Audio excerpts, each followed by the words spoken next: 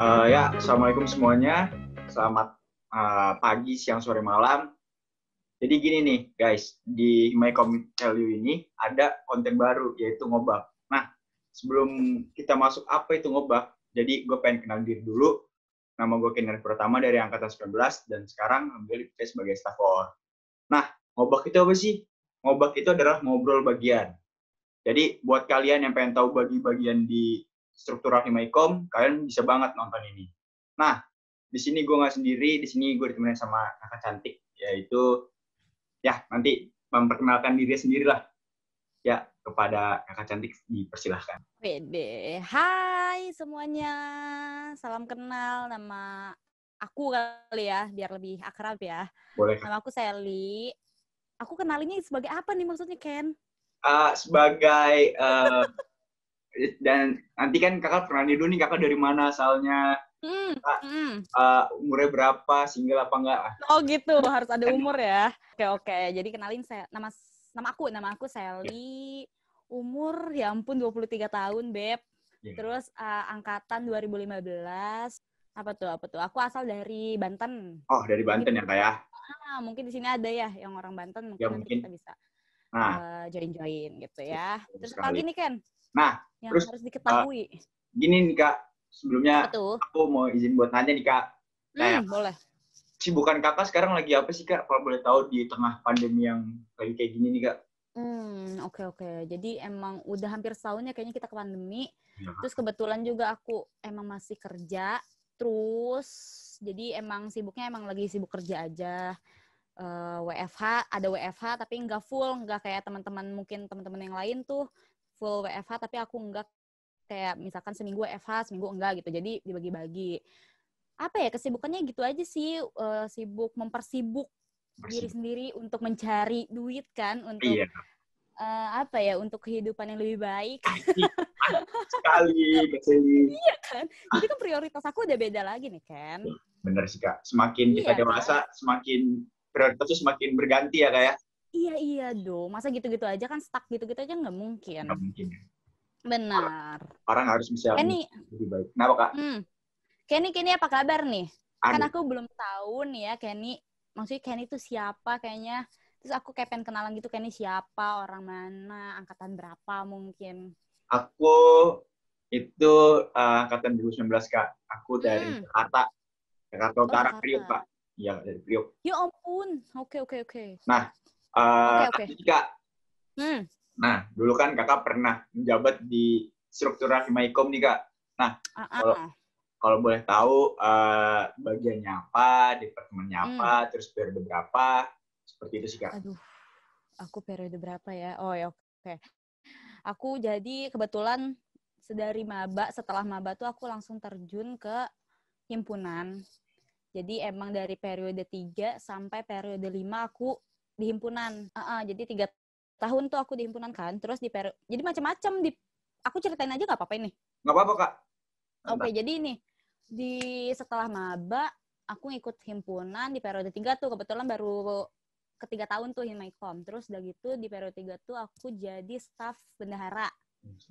Terus di periode 4 aku jadi kabak bendahara. Di periode 5 baru jadi kadep internal gitu.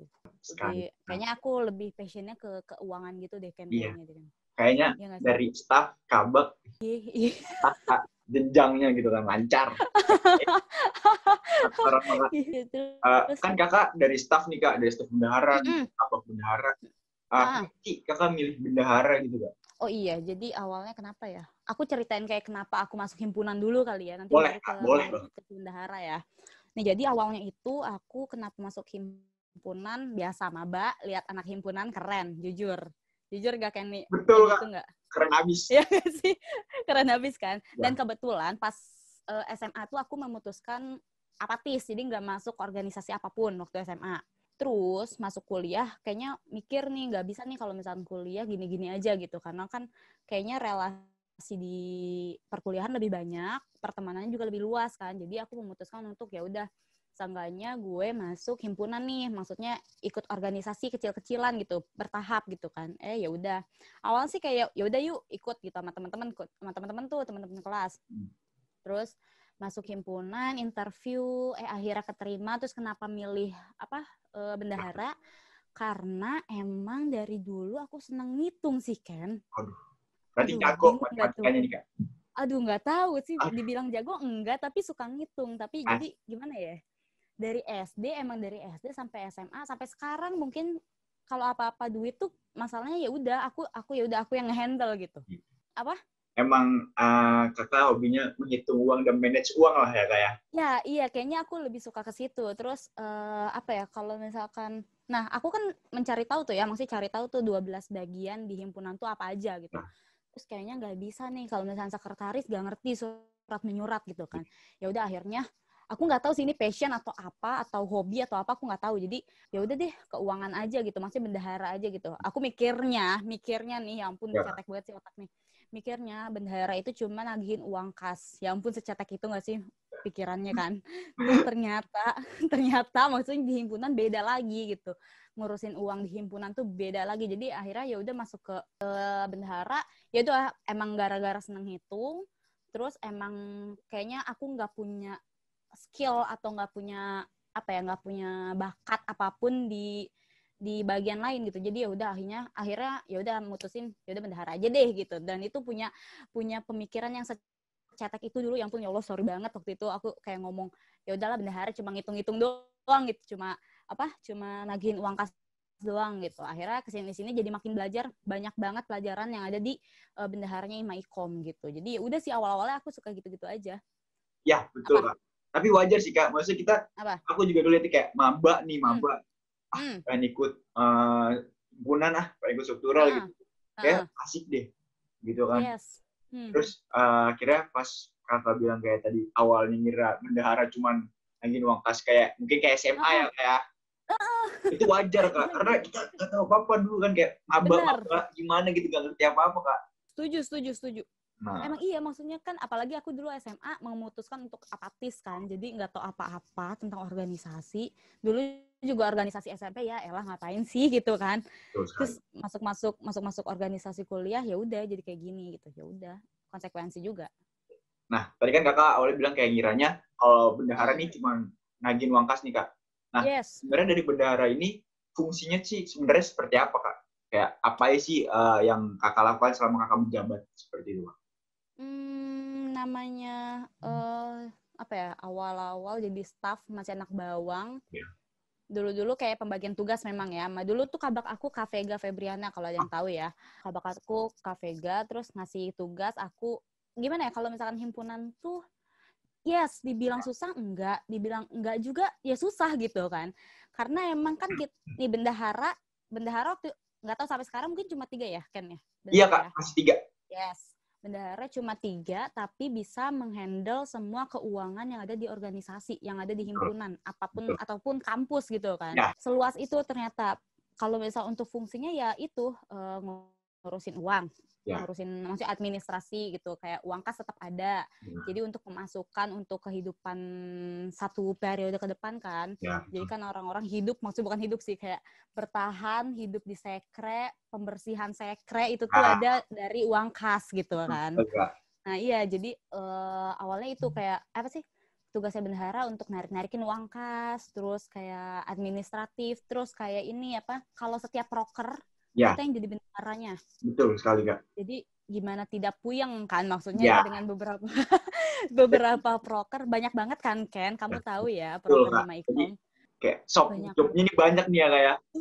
Iya, banyak banget. Maksudnya bukan bendahara ini bukan hanya untuk internal ya, tapi untuk Ya, empat departemen, 12 bagian, dan di situ juga selain itu juga kan ada proker di luar, misalkan kayak ya, yang eksternalnya apa gitu, kita ya, ikut ngehandle nih kan. betul. Dulu tuh ini misalkan, jadi dulu tuh kayak eksternal tuh punya siapa ya? Misalkan proker ICOM atau eksternal punya punya struktur organisasinya sendiri gitu, misalkan kayak prokernya gitu kan. Tapi ya bendaharanya tetap kita gitu. Jadi kita ngurusin uang himpunan, iya, ngurusin uang kampus sekalipun kita ikut andil loh. Maksudnya kayak apa ya? Kayak misalkan ada proker dari kampus, dari Kaprodi atau Sekpro gitu, kita ikut ngurusin keuangannya. Terus sponsor, proker pokoknya ya gitu. Dan itu misalkan kayak uang-uang yang dari kita tuh yang kita kumpulin ya itu untuk mensejahterakan anak himpunan gitu. Ya kayak di sekre, ya kan? Iya. Ya misalkan kayak piket-piket di sekre kan butuh sapu, butuh pelan, yang kayak gitu-gitu ya udah. Itu tugas kita. Nah, yang paling utama sih kalau misalkan untuk bendahara itu gimana caranya uang itu enggak defisit gitu, enggak kurang tapi cukup, kalau bisa lebih. Kalau misalkan jadi dulu tuh ada pas tahun aku pas periode 4, dulu tuh awal jadi bendahara ini nggak punya proker loh sebenarnya. Iya. Nggak punya proker, jadi ikut proker-proker lain kan. Terus udah gitu dijadiin tuh punya waktu itu proker satu, intinya kayak gimana caranya bendahara ini bisa menghasilkan duit. Jadi kita cari-cari sponsor ke perusahaan, terus kita cari-cari apapun atau kita bikin jualan apa gitu. Itu tugasnya bendahara ya gitu, memanage uang, menghasilkan uang, mempertahankan uang, nggak boleh defisit ya gitu-gitu kan. Pengalaman Kak Shelly gimana? Emang nih ya koor tuh ya. Astagfirullahaladzim, dari dulu kayaknya nggak berubah-berubah ya koor ya. Astaga. Jadi gini ya, aku tadi mau nambahin lagi nih kalau misalkan fungsi dari bendahara itu kayak ada LPJ-nya juga, Ken. Oh iya. Jadi kan kita jadi lembar penanggung-jawaban ya, LPJ. Jadi kalau misalnya setiap ada proker, kita tuh harus ada lembar penanggung-jawabannya. Jadi itu ditandatangani atas nama kita. Misalkan aku nih jadi bendaharanya proker apa. Terus ditandatangani oleh kahim kita, terus sama prodi, kaprodi. Jadi di transparan gitu. Semua uang yang kita manage, yang kita keluarkan, yang kita masuk, yang ada di kita itu transparan. Jadi kita nggak bisa nilep duit yang ada di proker itu ya teman-teman ya. Jadi tugasnya bendahara itu memanage uang, tapi manage uang, menghasilkan duit, terus tapi ada lembar penanggung jawabannya juga. Jadi emang harus detail itu, Ken. Nggak boleh macam-macam ya, bendahara ya teman-teman ya. Terus apa ya tadi kamu ini ya, aku harus ngomong sama kamu nih. Nih, terus apa ya pengalamannya ya? Kan kamu nih, contohnya kalau misalnya aku masih jadi bendahara dan kamu koornya, aku akan terus kejar kamu ya. Hey, kamu gak boleh lari, Kenny. Aku jadi terus Kak, diteleponin all day, all night. Namanya bayar uang kas kan wajib ya. Kamu kan ngerti ya, uang kas itu untuk apa? Berapa sih uang kas? Aku tanya deh, sekarang uang kas berapa? Uang kas itu, jadi kan ada uang kas, ada uang ini juga kayak contoh kayak kapit segala macam. Kan ya kan Kak? Broker ya? Broker. Terus kayak kalau uang ini cuma 10.000 Kak. Per minggu. Nah, susah gak? Sebenarnya enggak, Kak. Nah itu, jadi aduh gregetnya. Kenapa ya orang tuh kayaknya ngeliat bendahara tuh, nggak tahu. Dulu pas periode aku ngeliat bendahara tuh takut banget. Asli takut banget. Kayak, iyalah di Siseli ada Kak Aprot, dulu tuh ada Kak Vega gitu kan, dulu takut banget. Karena emang kita segalak itu. Kalau misalkan kita nggak galak, ya udah yang lainnya tuh kayak staff-staff yang lain atau teman-teman himpunan yang lain tuh kayak ya udah menyepelekan. Tapi kalau misalkan di akhir periode nih biasanya kita tagihin tuh harus lunas. Pokoknya kan kita harus adil ya, adil, ya, transparan. Betul. Nah, adil. Pokoknya di rapat terakhir pas akhir tahun tuh kita biasa nagihin tuh misalkan Kenny sebanyak 250.000, ya itu bodo amat harus dibayar gitu karena itu kan harus adil kan. Itu jadi nah itu kan berat. Jadi kalau misalkan seminggu atau nih dulu tuh ya. Kenapa ya dulu tuh pengalaman aku paling susah tuh cowok-cowok sih emang. Cowok-cowok, kalau cewek-cewek tuh bisa ya udah bisa banget. Kalau cewek, cowok-cowok tuh ada aja alasannya kenapa ya. Padahal kalau misalkan beli uang untuk makan, beli untuk minuman, misalnya jajan, itu tuh bisa. Tapi kalau misalnya untuk bayar 10.000 per minggu aja kayaknya susah banget. Hey, kenapa aku ingin bertanya? Males mungkin Kak pertama Kak. Masih 10.000, ntar tiba-tiba udah 300.000 pusing sendiri Kak. Aduh, 300.000. Itu Kak kadang yang lebih pusing. Ya makanya dulu ya 10.000 ya ampun, itu masih nggak tahu, aku lupa deh dulu 15.000 atau 10.000 ya. Jadi emang pengalaman yang susah tuh emang menagih cowok. Itu entah dulu kahim aku, misalkan dulu pas periode 4 aku pas jadi kabak, misalkan kabak aku misalkan kabak yang lain susah bayar uang kas, ya udah bodo amat, sini gak lu harus bayar gitu. Jadi emang di setiap media kayaknya kita teror. Kalau lagi sekarang kan rapat virtual gitu ya. Yes. Kadang dari bendahara sendiri yang sekarang tuh private Zoom Kak, chat. Kenny jangan lupa bayar uang kas. Wih, saya lagi rapat Kak. Itu nggak bisa hilang Kak. Iya, emang nanti pokoknya itu kamu pasti tiga bendahara ini pasti kamu ingat-ingat terus deh. Pasti tiga bendahara ini kayaknya ada yang nggak enakan nggak atau galak semua nih. Tiga-tiga galak sih Kak. Tiga-tiganya. Iya, emang kayaknya image-nya finance atau bendahara tuh emang harus kayak gitu, tegas ya, harus tegas. Kadang kalau lagi offline dicubit Kak. Ih, belum bayar. Oh, main fisik ya, lucu banget astaga. Baik, cubit gitu Kak, biasa. Iya, nggak apa-apa. Pokoknya emang gimana ya, kalau pengalaman yang tadi kamu tanya pengalaman susah kan? Iya Kak. Pengalaman buruk kayak itu, pokoknya nagih anak cowok tuh susah banget asli. Apalagi koor ya. Dulu masih satu internalnya susah. Ih, asli koor. Ih, sumpah give up banget aku sama koor ya dulu, astaga. Ya, kamu nih koor, awas aja kalau misalnya turun-menurun. Iya Kak, nggak, ntar aku ajarin yang baik. Yang gimana Kak? Kak, Nah, kan Kakak udah menjabat nih Kak, ya kan? Tiga periode. Staff, kabak, terus kadep internal. Nah, apa sih yang Kakak dapetin setelah Kakak keluar nih dari struktural Himaycom gitu Kak? Kalau aku boleh tahu. Oke. Jadi kan bisa dibilang selama 3 tahun setengah ya aku kuliah, nggak ada gabutnya Ken. Yeah. Jadi maksudnya nggak ada gabutnya tuh. Karena kan dari awal aja udah terjun di organisasi gitu kan, di organisasi himpunan gitu. Jadi aku ngerasanya jadi kayak pribadinya tuh jadi lebih disiplin, terus lebih baik, open minded. Banyak banget pelajaran yang dikasih himpunan secara nggak langsung ya, yang dikasih himpunan pada si Sally ini nih, diri ini nih. Aku, jadi dulu aku mau cerita sih, kayak misalkan dulu SMA aku apatis, nggak tahu apa-apa tentang organisasi. Terjun di organisasi himpunan di perkuliahan yang notabene semuanya orangnya beda-beda semua kan. Dari pulau mana, orang mana, suku mana, beda banget. Pokoknya semua beda banget. Dijadiin satu di organisasi, itu aku kayak bersyukurnya, sangat-sangat bersyukur gitu. Kayak ngucapin alhamdulillah itu berkali-kali. Walaupun jujur aja waktu himpunan capek, iya pasti. Ngeluh pasti. Tapi banyak banget pelajaran yang aku dapetin. Kayak itu yang pertama aku jadi lebih disiplin. Terus open minded karena emang pikiran orang-orang di himpunan tuh kritis semua, bisa diambil pelajarannya. Jadi kan semuanya pada punya pendapat masing-masing, terus kita kayak discuss gitu, terus kayak ya udah punya teman banyak, punya pikiran yang berbeda, dan misalkan kayak punya solusi yang sama, wow gitu. Jadi kayak wah, senang nih punya himpunan, punya keluarga. Kan himpunan kan berbasis kekeluargaan kan. Jadi senang banget kalau misalkan dulu, ini jadi caring. Jadi care-nya tuh sangat care banget. Dulu tuh aku cuek banget, Ken. Banget. Tapi pas masuk himpunan, diajarin kekeluargaannya erat banget. Jadi sampai sekarang kalau misalkan ada temanku yang sakit, ya udah. Jadi kayak ngerasa, ya lu kenapa gitu, kita kayak turun langsung gitu. Ya nggak sih kalau misalkan himpunan kayak gitu kan? Iya Kak. Ya kan. Terus kalau misalkan ada beberapa proker, kita kasih gift kecil-kecilan, reward, apresiasi.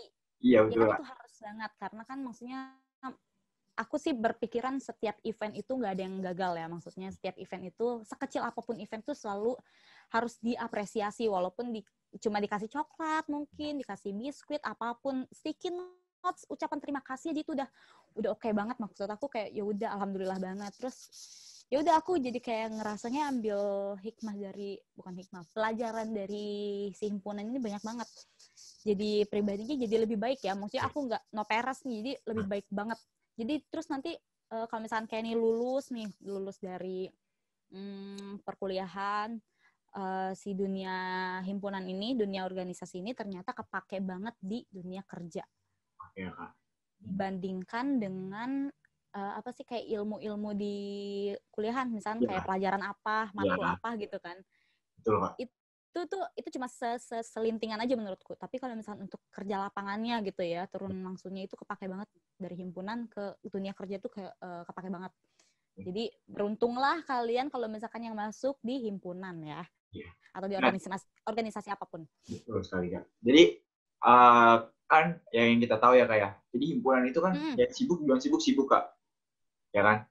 Jadi pastinya kita lebih bisa memanage waktu nggak sih Kak? Gitu. Betul.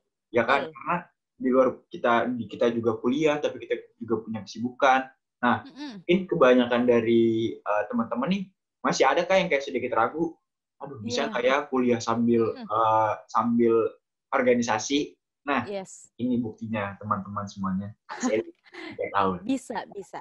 Kalau misalkan keraguan kayak gitu pasti ada nggak sih, Ken? Kayak Bener. dulu kamu kalau aku nanya nih ya ke kamu ya. Dulu kamu masuk himpunan kenapa deh? Jadi gini Kak, dulu kan emang udah sebelum himpunan itu udah ada proses kayak calon ketua angkatan gitu Kak. Ya kan? Nah, proses calon ketua angkatan terus dapat ilmu nih Kak pas lagi jalan ketua angkatan.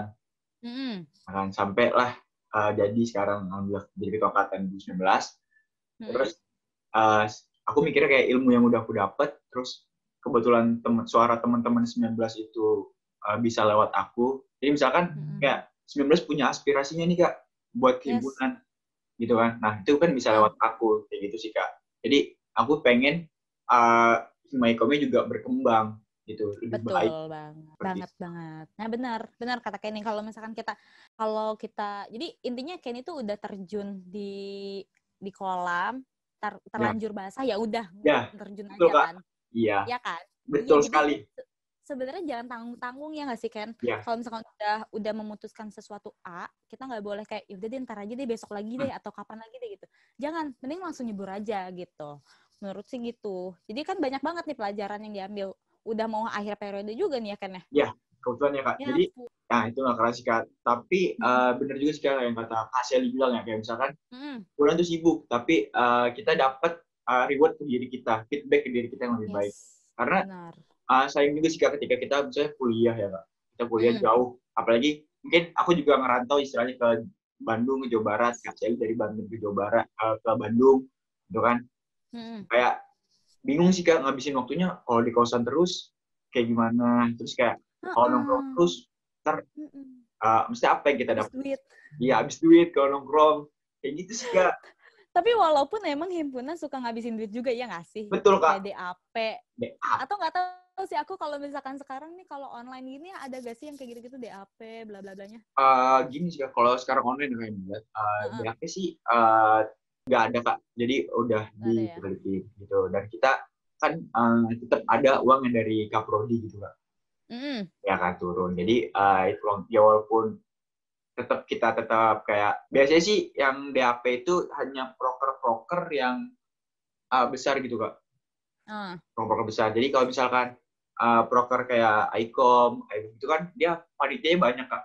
Nah biasanya itu DAP buat baju Kak, baju atak baju sama. Oh iya ya ampun. Di ini apa ID card. ID card ya. Oh ID card tetap ya say. Tetap. Karena mungkin ya Kak kayak aja.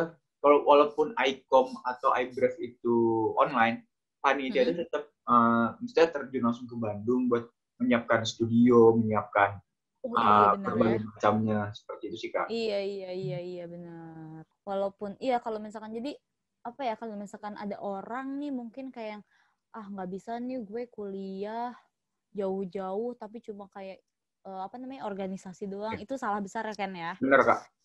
Mendingan cari ilmu, karena kan ilmu bukan cuma ada di buku aja ya nggak sih? Betul. Bukan hanya di dosen aja gitu, tapi kan banyak banget kayak misalkan dari teman-teman himpunan, teman-teman organisasi lain mungkin, jurusan lain, itu kan bisa banget kita ambil ilmunya dari situ.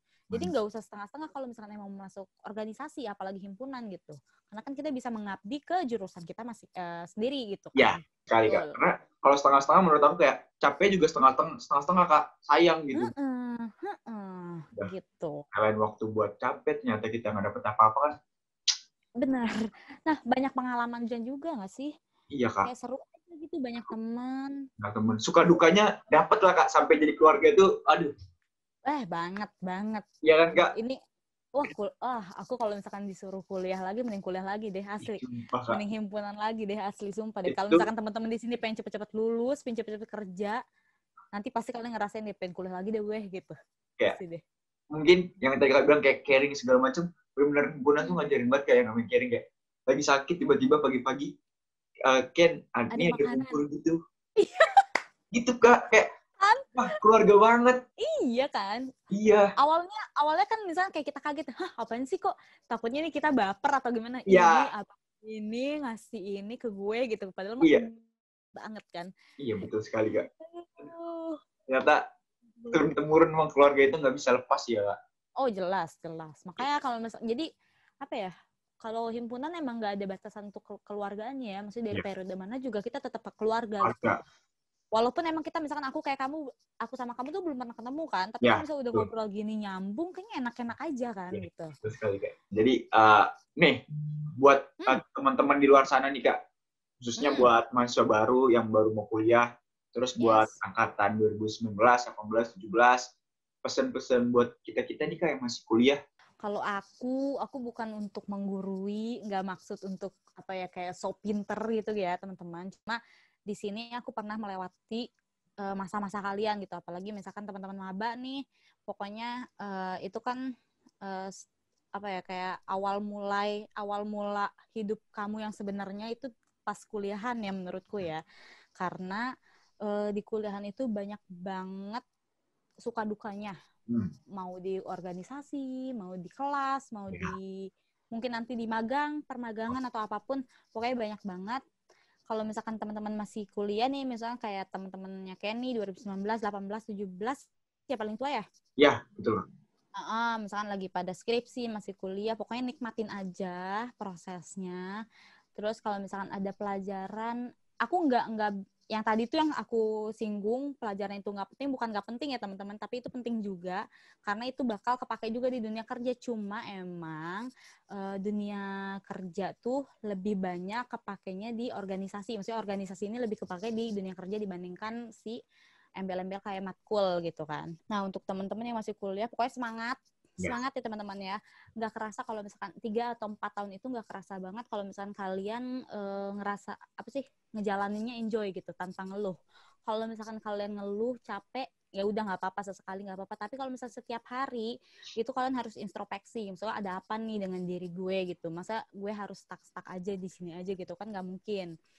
Nah kalau misalkan teman-teman maba nih yang mau berkembang, aku saranin sibukin diri kalian di apapun, pokoknya apapun, mau apa sih namanya, UKM, mau organisasi, di himpunan, di BEM, DPM, it's okay, maksudnya apapun.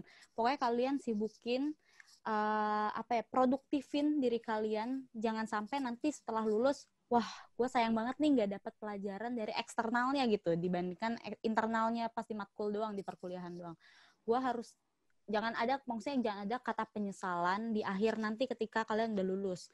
Pokoknya sekarang kalian harus let it flow aja sih. Maksudnya kayak ya udah kerjain tugas, kuis, UTS, UAS, kerjain. Itu karena itu kewajiban. Tapi kalau misalkan untuk mengikuti suatu kegiatan untuk menjadi produktif, itu kan pilihan ya. Mau ikut silahkan, mau enggak juga silahkan. Tapi aku saranin sih mending kalian ikut, maksudnya untuk menyibukkan diri daripada main-main gak jelas, menghabiskan uang orang tua.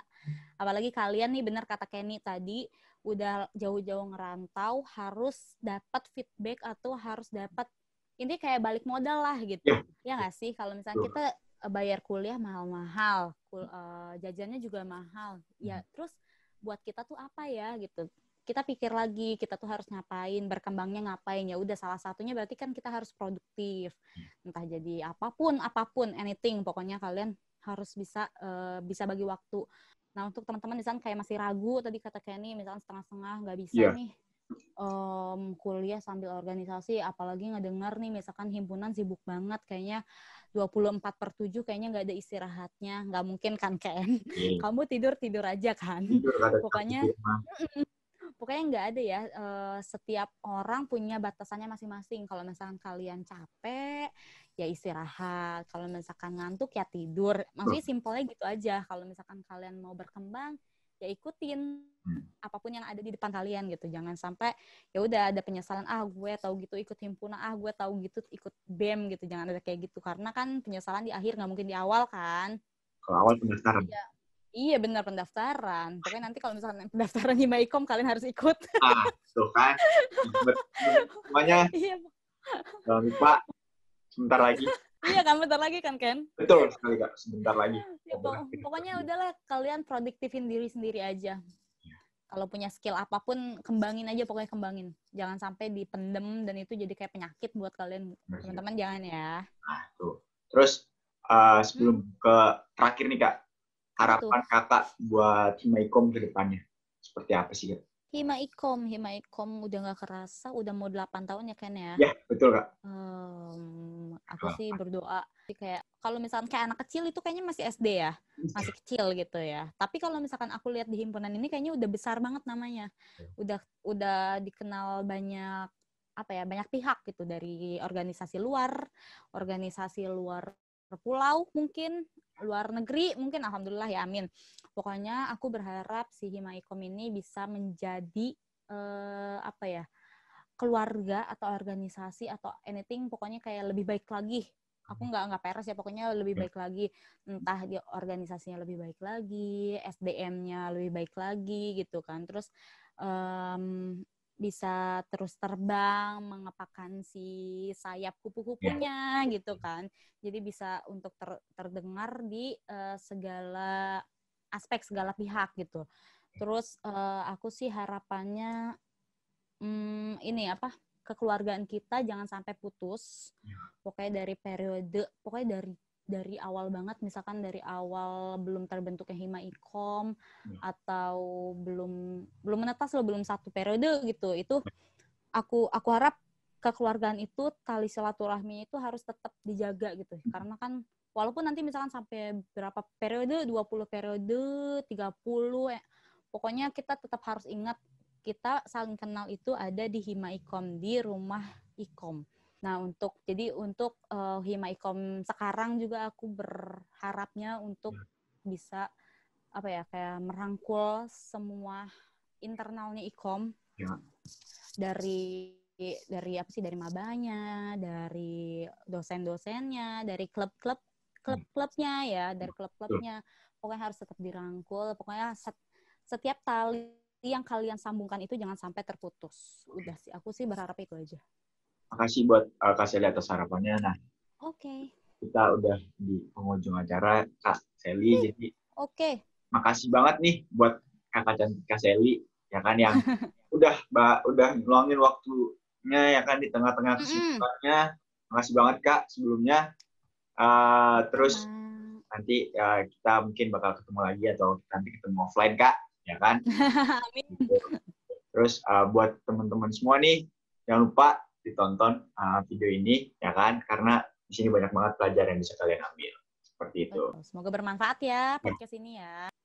Jadi buat Kak Sally mungkin ada yang terakhir Kak, penutupan.